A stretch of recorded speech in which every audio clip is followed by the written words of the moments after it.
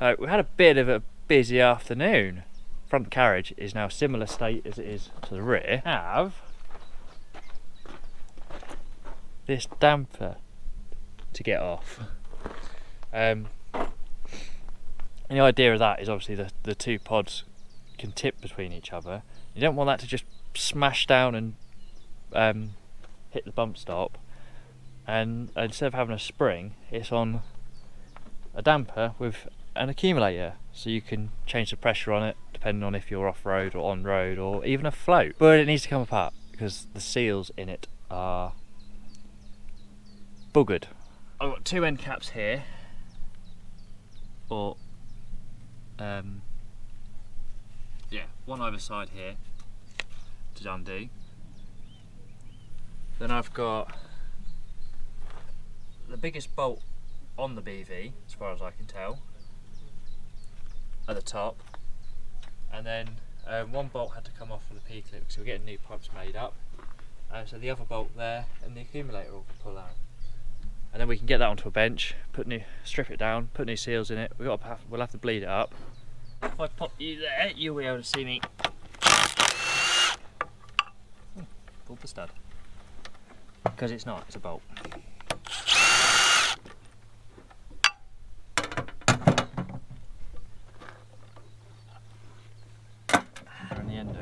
It does. Yeah. Finally.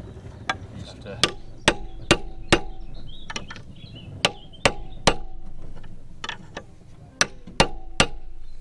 Oh, let's go now.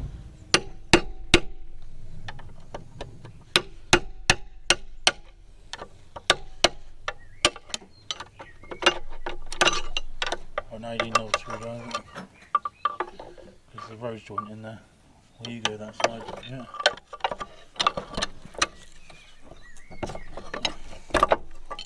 Here at Tinkering HQ, we love a good stuck bolt.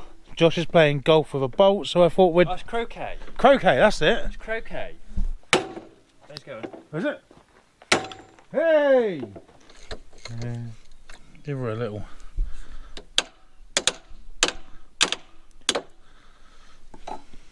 Oh, you bent the... What? You've just caught the step. It's brand new.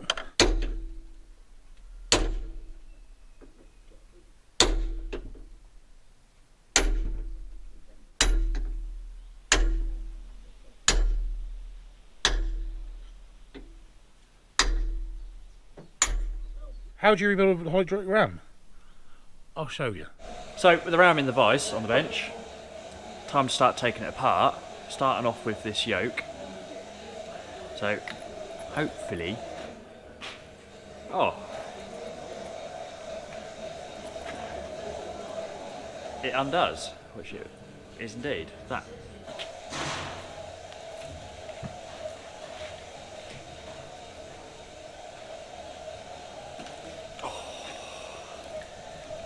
I feel like the bolt is probably stuck. I found a bigger bar. Let's try it and see if this will...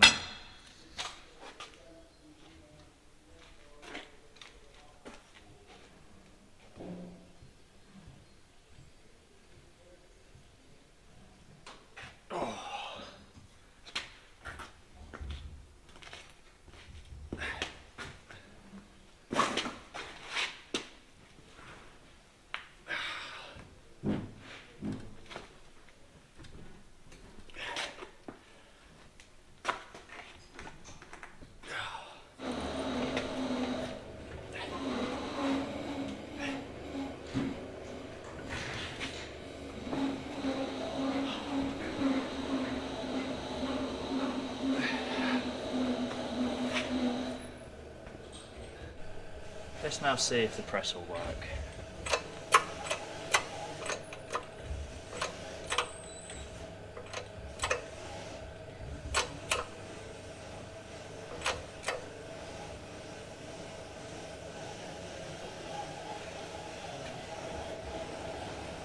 Hydraulic ram then. So this is a damper and it sits on a pressure accumulator. That is pumped up to around 50 psi. You can change that from 20 up to 100. It changes the way the damper dampens. You have it quite fast acting or quite slow acting. However, currently if you press this up, it locks solid, so I'm guessing the seals in the middle have perished. That's what I hoped for, isn't it, Josh? So, cylinders come in all shapes and sizes. This one has got rooms for a crescent spanner. So, Josh, let's undo.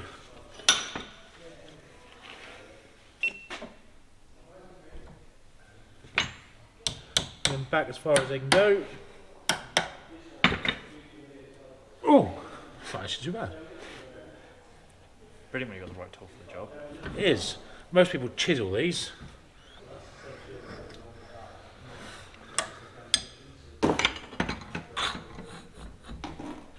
I almost said I'm going to pump oil out of this, but I thought, oh, it's that empty. That came out lovely. Ready? Yeah. So, we'll look at this bit in a minute. More importantly, first though, we need to have a look and empty the oil out of here.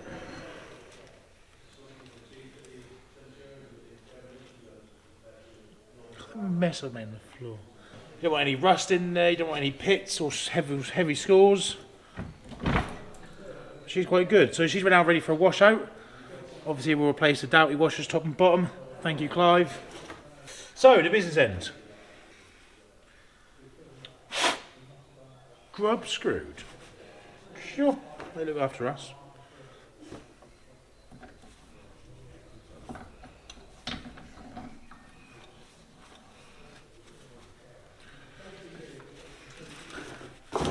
So we need a little Allen key, Josh. 2.5 mil. There's a 3 mil Allen key on the bench somewhere with a grub screw still on it. And that's for the rose bush. So, anyone that knows hydraulic rams knows that the pain that we may now suffer undoing this gland nut. To start with, we'll try this way.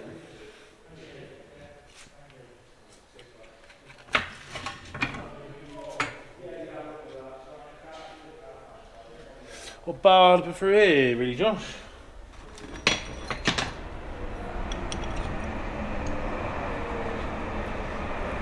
Oh! Whew. I'm almost disappointed it came out that easy, honest. Right then, so we lost a bit of footage, annoyingly, of actually getting the nut off and taking the seals off. I really don't know what happened to that, but here we are. So how do you rebuild it, and what bits we got? So we've got the actual rod itself. Then we get the piston that goes on the bottom, which has the seals, and then oil coming from this side pushes it down, and then oil from this side pushes it up. So first thing to do is we need to get the end nut on. Don't want to lose that. We get a little wipe seal that goes in here. If I get that, Josh, he'll get us something to knock that in with. So the wipe seal goes in the end here, and what that does is it stops, as it goes up, it stops all of the dust and stuff that's on the cylinder, on the rod, go inside. It just wipes it off. Then inside of that we get the main seal, and that seals oil coming up the middle and coming out the cylinder. And he goes in the bottom of this bore here. Just get in there.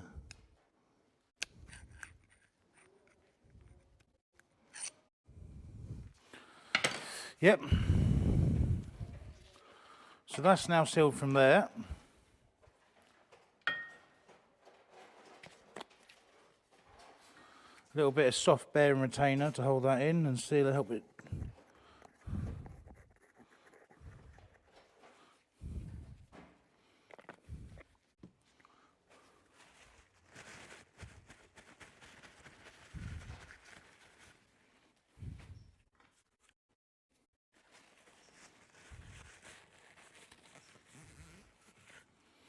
I don't want too much, but what I want to do is stop water coming down the outside.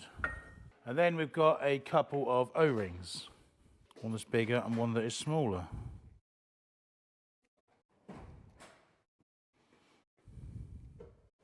Bigger one comes all the way down to the bottom, And that is sealing that top face and stopping water and stuff coming down the threads. Right, now we've got this plastic bit that goes on.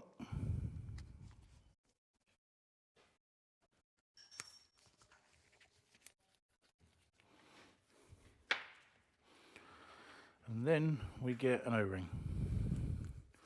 And the idea of that plastic is to help back up that O-ring and stop water or oil coming underneath and trying picking it up and push it out of its groove. That's better.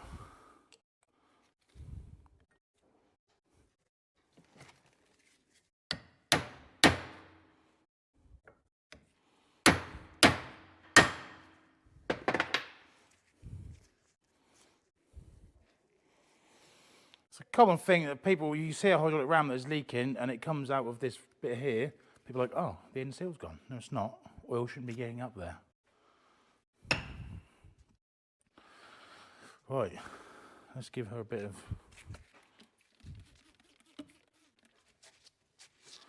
of slippery stuff.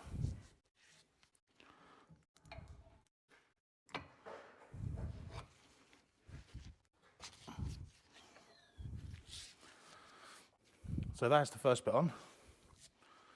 Now then, Josh, we've got to give him a little wipe over and we'll show you how the seals go on here.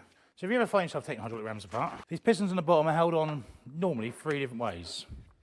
Grub screw in the side there, that for some reason everyone in the world forgets about, and there's evidence of that. Last time this was rebuilt, someone's forgotten the grub screw. Next one is Loctite. Generally, probably red Loctite, something like that. Heat it to 150 degrees and it'll come off, it'll undo. Or it's just done up so bloody tight, you're going to break all of your spanners, adjustables, bars, vice, everything, trying to undo it. Some you just do have to cut off. So that is a seal pack with a backup ring, and then a guard to help hold the seal in position and swell it up, and then same on the other side. Colours normally dictate the seal and its shape. So we have backup ring first.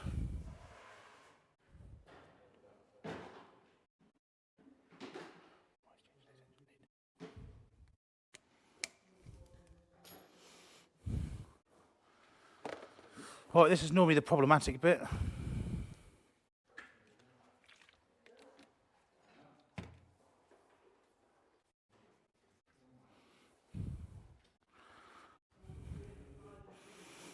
Can just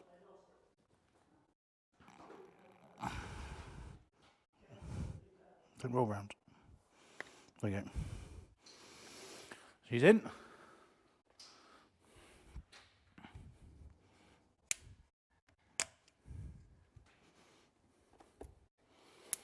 Nicely little backup ring. So all fitted and done. It looks like that.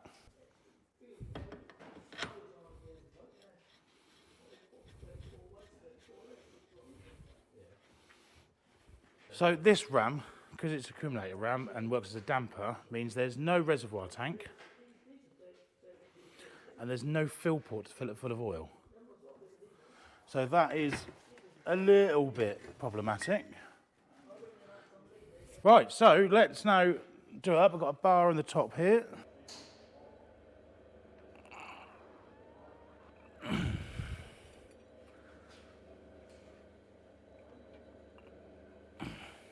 That's tight. Now then, I can't moan at people forgetting the grub screw if I forget to put it back in. So only a little bit. I've seen them come out of rams and make a mess. So I'd rather have to warm it up a little bit to help get it out.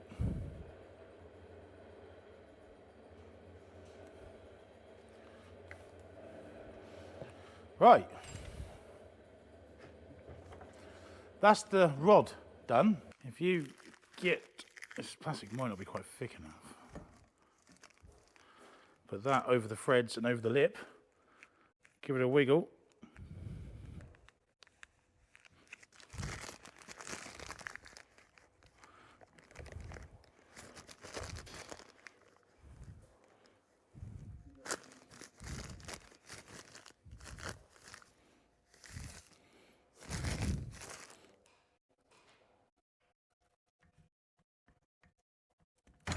There you go.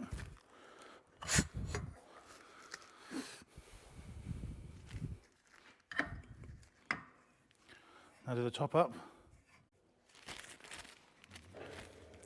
Make sure you haven't left any plastic in there, and you haven't. Ideally, it's only a small ram, but you want something like, I'm thinking of animal feed sacks, but something that sort of thickness.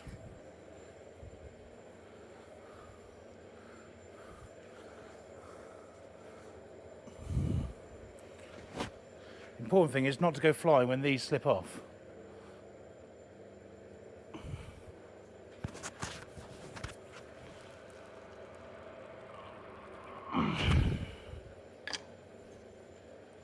Right, that's the ram itself done.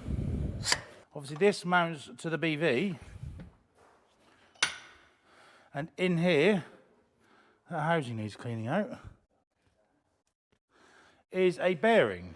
We've got a bearing that I'd refer to as a rose joint bearing. I don't know if they have a special name. I ordered a rose joint bearing and this is what we got though, so I'm guessing. But he goes in here. So we need to press him in. These are notoriously weak, and if they're on the cock, will just snap in half. So we'll set this up and do this in the press. Here we go, a bit towards Josh now, but we're pressing this in.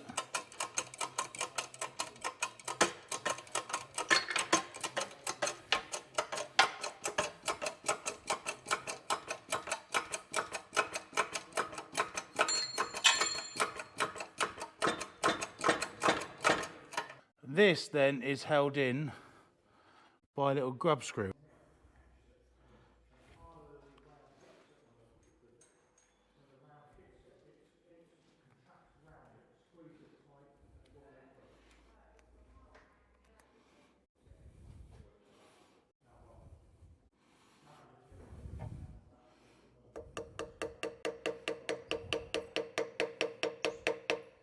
Good impact method. There we go. Right, so that is RAM then done. So if you remember me saying it's a fully closed system, and that is so both ins and outs connect to each other, and then this then comes to a pressure vessel, and then you can pump this up with a Schrader valve, which is here, to whatever pressure you want really, from nothing to 100. And what that'll do is it'll allow it to move at a different speed, so you don't suddenly plunge the front carriage down or the back carriage. You can then dictate how fast you want them to pivot. And it does work quite well. But this is a bit of a pain to fit, so Josh is being brave with the pot of oil.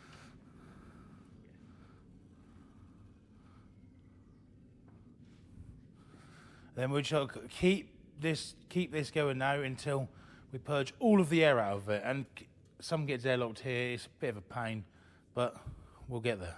You'll see me, as the bit that's now got air in it is now fast moving. That's what we're trying to purge out. I think we're probably there. Yeah. Yep. I'm happy with that. The last time you saw this bolt is when I was struggling to get it out. It ended up being one of those, put 10 ton on it in the press, leave it overnight, and it went bang at some point. But now they say RAM is now all back together, we need to fit this bit back on. So we've cleaned the hole out, I've wire brushed the bolt down, and good old friend copper grease is going to come in handy, because it is going to be one of those, just slaver it, make it all nice and shiny, and then hopefully it doesn't get stuck again. There you go. That's now in the right place. And this bolt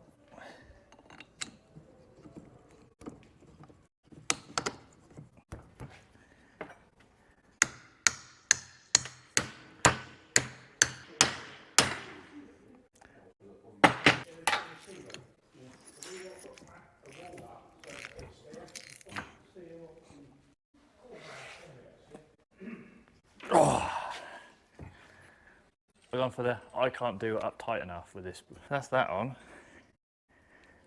So the next step is to take it over to the BV and fit it. I've done this before, it was a pain then, so let's see if we can get it in, Josh. Yep.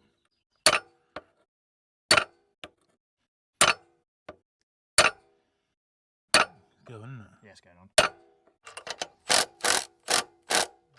Next side.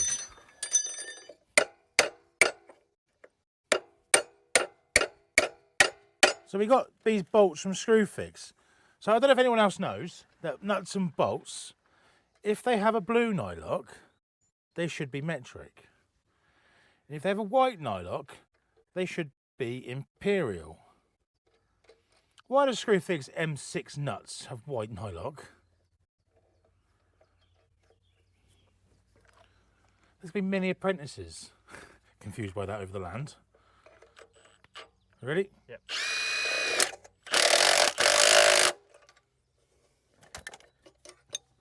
She's on.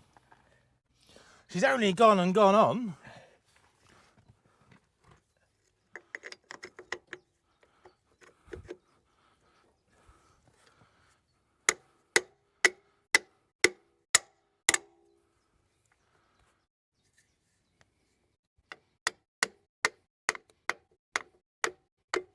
Sorry, viewers, for hitting you. What did you forget? I want him in this side. Oh. And the reason I want him in this side is he's slightly further away from that pipe.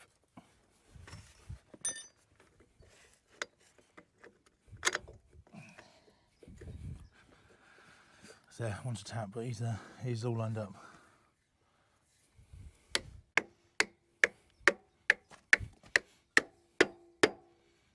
There you go.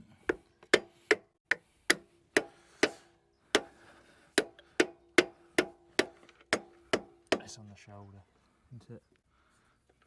That last bit's not in there yet. I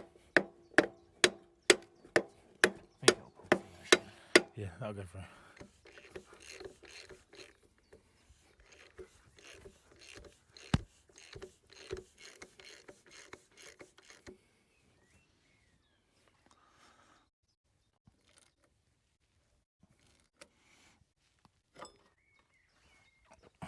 It's always the shoulder. And can't go tighter than that. Right, that is damper fitted. Josh, what's it like? Does it damper? It does, doesn't it?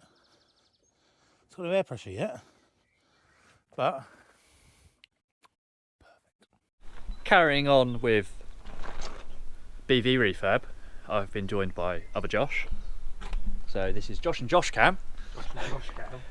We've got the oils to drain out of transfer box, which is say here, and then we've got rear pod diff and front pod diff. Bit like servicing a car, every now and then you have to change the oil. It's like what kind of a Land Rover?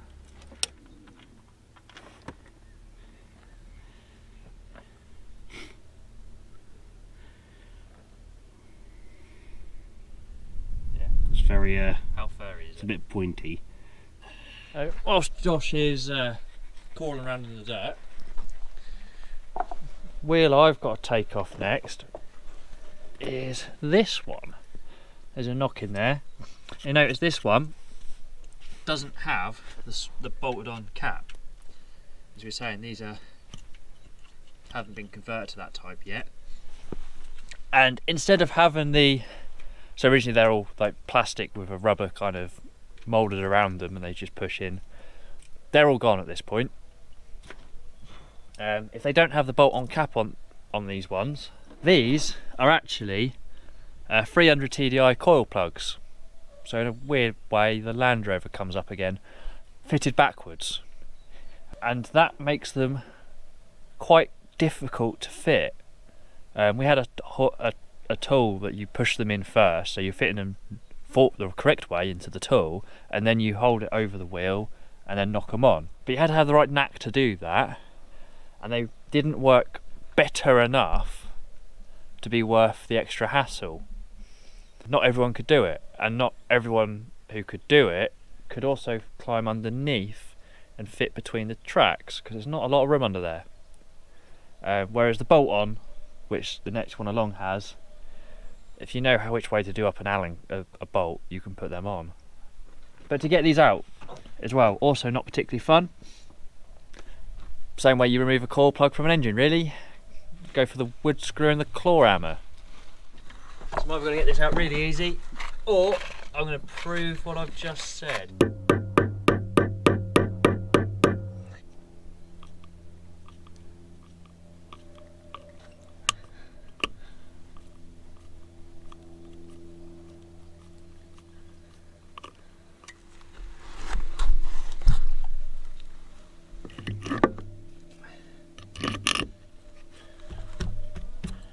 Okay, so that actually isn't a coil plug one, that's an original.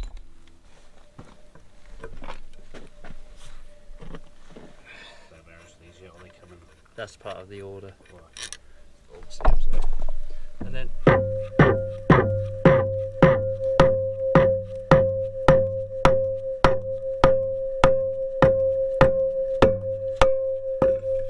there we go. That's easier, sure.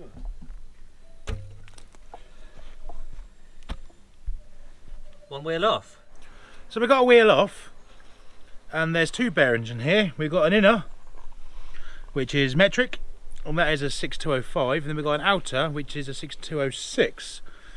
Well, then we run two seals. Mud between them at the minute. But there's two twin lip seals in there, and because she's amphibious, we run one way, and that stops water getting in. One then the right way, which stops oil and grease coming out. Most people these days, including the army, when they don't swim these, now run both stop dust and stuff getting in, but not grease coming out. I've tried both ways, the more modern way and then the oldest way. It doesn't even make much difference in longevity. What happens is the mud and the stuff gets in and tears the seal up. And then what that does in turn is that wears the sub-axle down. So I'll show you the sub-axle. The seals run on this face here. But as you can see, that's worn two grooves in it. That's heavily worn. And then once it wears that down, everything's coming in and trashes the bearing. It's not a quick thing. These bearings here have been on now since 2019. And she's done a lot of mileage.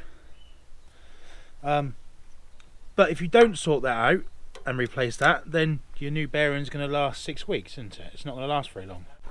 So how do we get rid of them?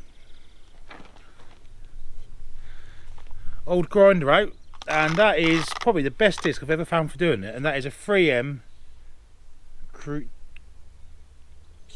Cubitron 2, and that is a flexible grinding disc. So they're about 2.5–3 mil.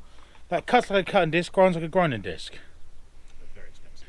Really expensive. I was given 2. This is all that's left now. They are quite expensive. I think they're like £7 each. I don't know. I didn't buy it. Special occasions, Yeah. It's kept behind glass. In emergency use, break now. However, because they're really thin and they're made of stainless, if you watch the colour of it, as you're cutting it, you'll see it just slightly change. The thinner it gets, the hotter it gets, and that's your time to stop and hammer a screwdriver in.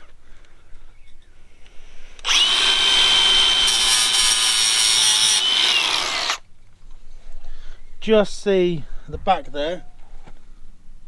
That's gone. I need a little bit more at the front.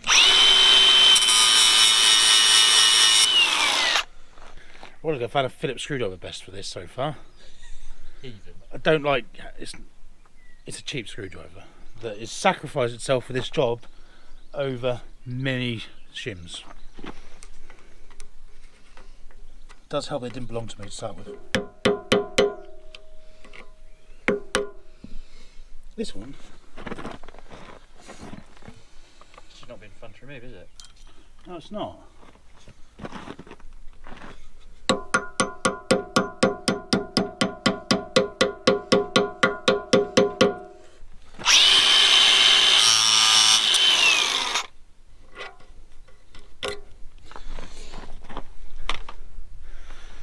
important thing being is we haven't cut all the way through it. We've chiselled that last little bit out with a little screwdriver, so we haven't actually damaged the shaft at all. Two things. We're on new microphones. The attack of the furry mic windshield from the side of the screen should now be gone. Am I allergic to the hydraulic press though? No. It does have its place, and its place is now. So on the road wheels, we get two bearings. We've got an outer bearing, inner bearing, and a cross tube in the middle. So let's get the front bearing out of the way.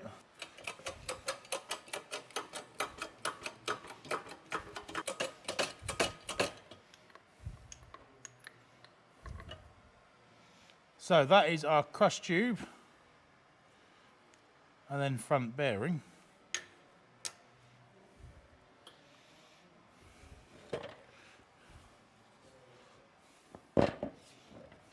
Right, now we'll take the rear bearing out. So we get two seals at the back, then we get the rear bearing.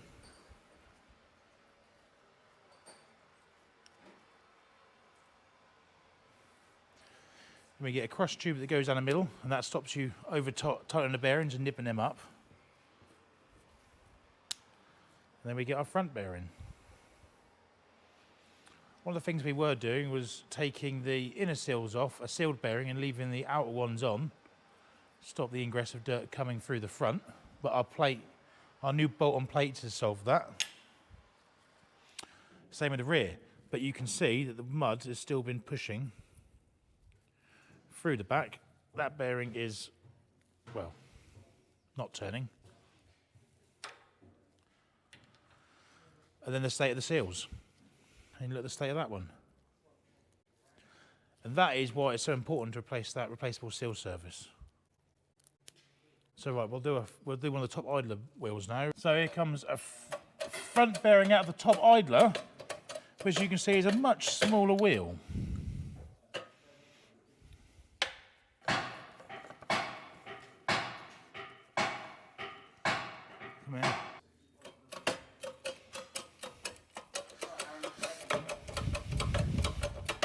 The mud and crap hadn't really gone through, but is starting to from this side. You can see I'm pulling mud out of there. Well, it's game over for the bearing at that point. So again, that is just mud through the seals. They have a much smaller cross tube on these ones. Right, so you join us back, ready for the wheels. And this is the outer wheel bearing that we're going to pack full of grease. Bearing supplied by Norwich Bearing Supplies. They are good there, to be fair.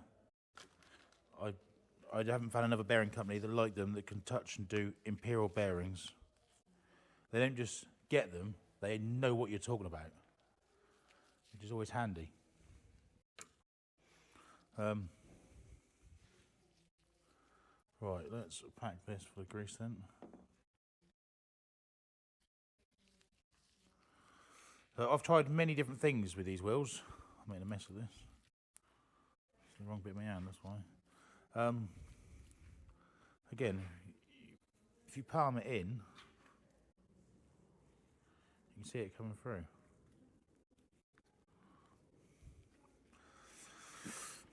BV road wheels, we've tried many different things now. Different greases to pack them with. We then had them all drilled out for grease nipples, because that's what the military currently do. And I don't think that's any better. We're now actually going to take the grease nipples out.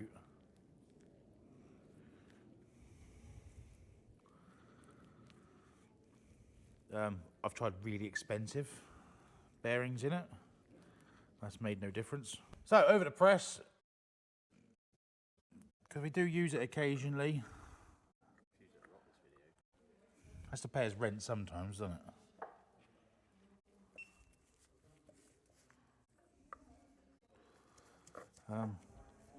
They're only aluminium wheels, so it's important that you push these in straight.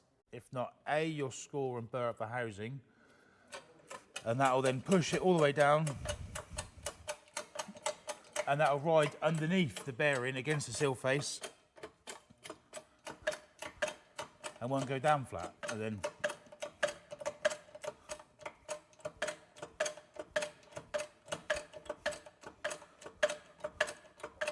front bearing in.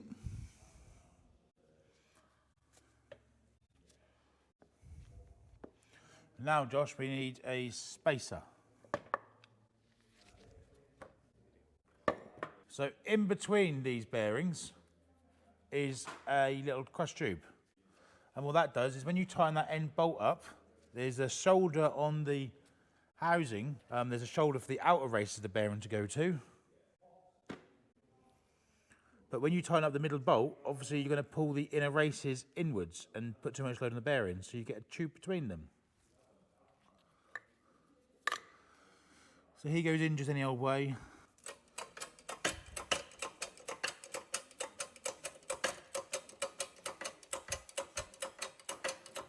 The trick is not to forget the spacer in the middle. Definitely never done that. Right, so this is a bit of 638.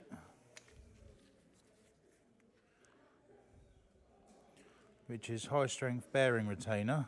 Now if anyone's running BVs, privately or commercially, and you're watching the video, you'll notice these seals look really small. That's because they are. But that is the seal service that you're about to see us replace. We run much bigger ones. They're much stronger and much harder.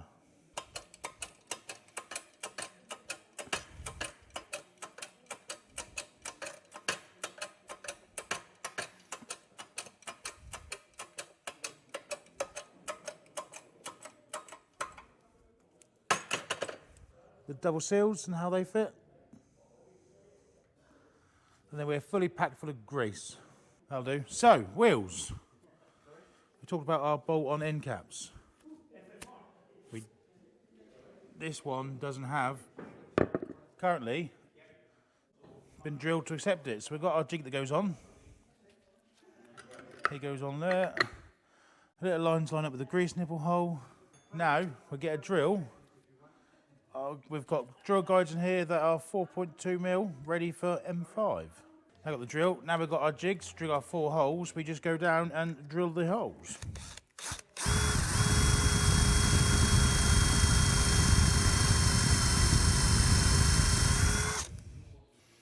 Right, that is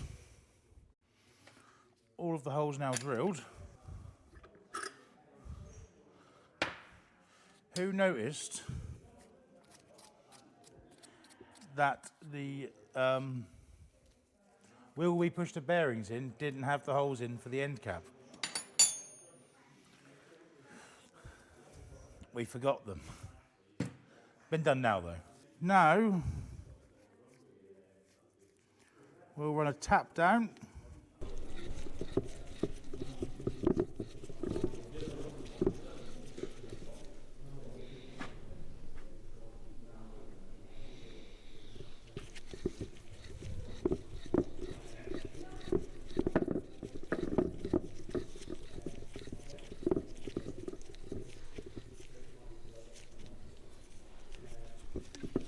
Then there'll be this wheel then ready back to bearings and back on. Right, so yeah, having the jig just means that all the caps fit all the wheels. There's no error in drilling. Ready. The reason we've had to take the front pod off is to do these bearings, which have gone fairly solid. And they do knock. See, there's a bit of movement there. It was a bit more obvious when the sprockets were on. Put a prop jack between the output flange of the diff on the inside, and that pushes this one out. And then the inner one is then just a big sledgehammer. Try and push it back in. Yeah, try and push on it again.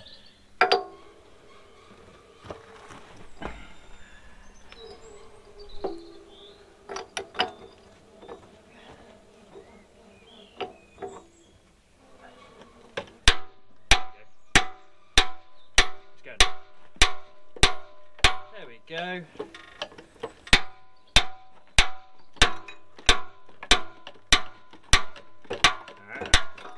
Ta-da! There we go. Little tss at the end.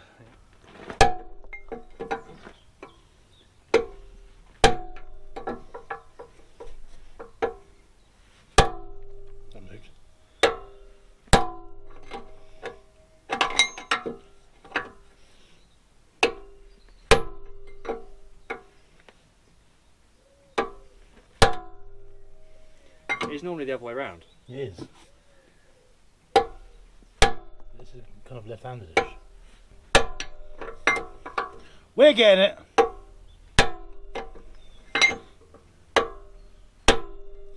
The going gets tough, the hammer gets bigger. Is that how it goes? Yeah. That's how it is here. Yeah.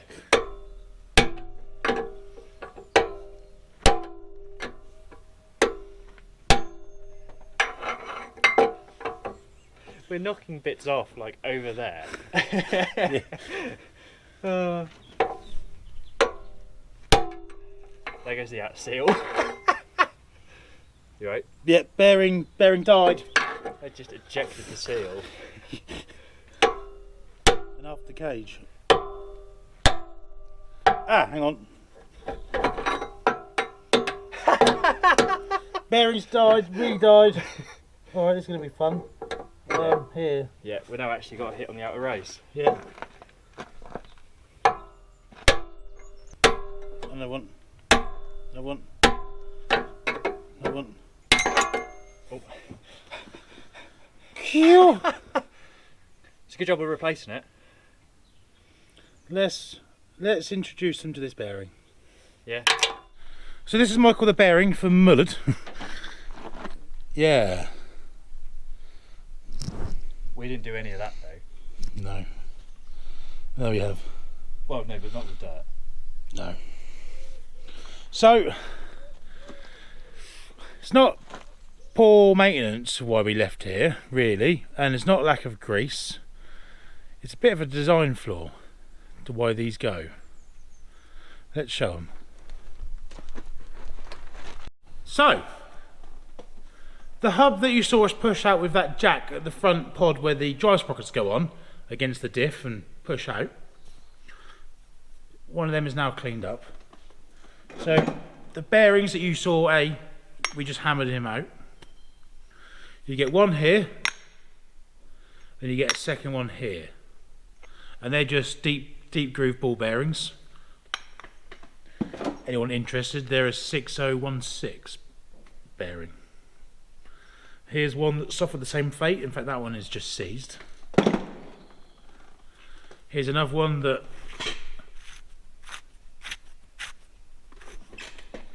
makes me cringe, and then this one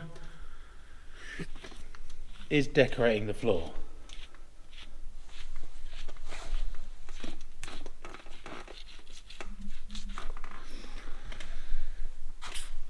But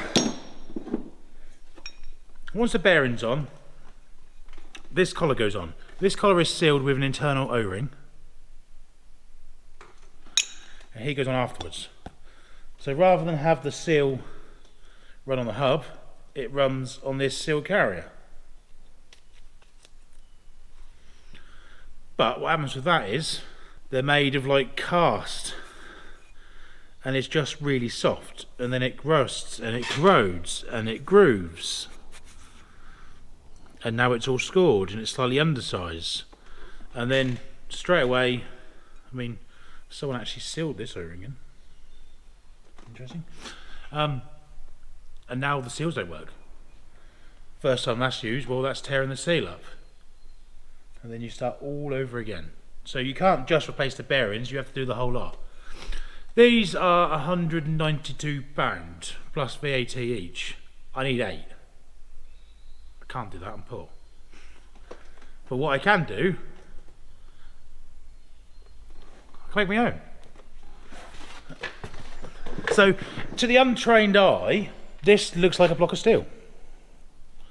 To the very trained eye, it looks like one of these. Now, they're not the most fun shape to make.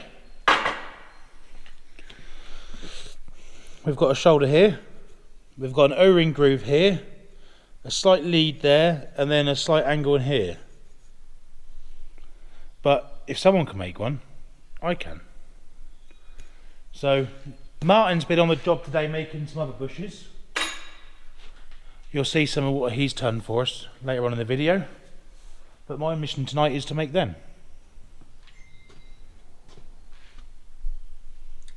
I hope you like boring. Yeah, I hope you like boring.